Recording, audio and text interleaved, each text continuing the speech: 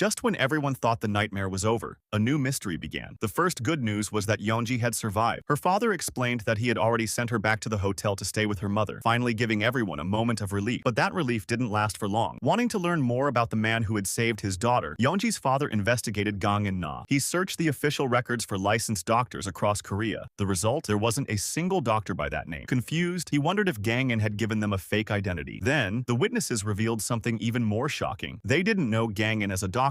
Instead, they starring some of Korea's biggest actresses. The room instantly fell silent. If he wasn't a doctor, then how did he perform emergency surgery so perfectly? Who exactly was this mysterious man? Later, at an internet cafe, Gang-in was interrupted by a stranger asking him to switch seats. As expected, his answer was simple: no.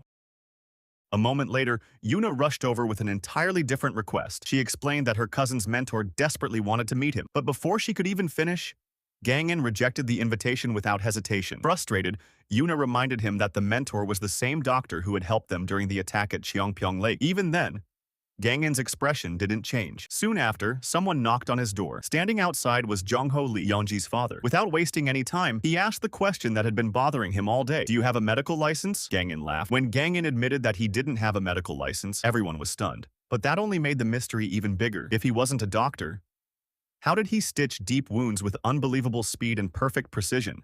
His answer was surprisingly simple. "My hands are just fast." Then he calmly asked, "Are you planning to sue me?" The doctor immediately shook his head. "No, it's actually the opposite." He then revealed the real reason for coming. Yeonji wasn't suffering from an ordinary illness. She had an incredibly rare condition known as Keitaiger Syndrome, a disease discovered only 2 years ago. No one knew its exact cause, and there was no known cure. For mild cases, conventional surgery could help. But once the disease reached its final stage, every operation ended in failure. Every patient died, unless the suturing could be completed with superhuman speed and absolute precision, exactly the kind of skill Gang-in had demonstrated. Can a man with no medical license perform the impossible and save Yeonji's life?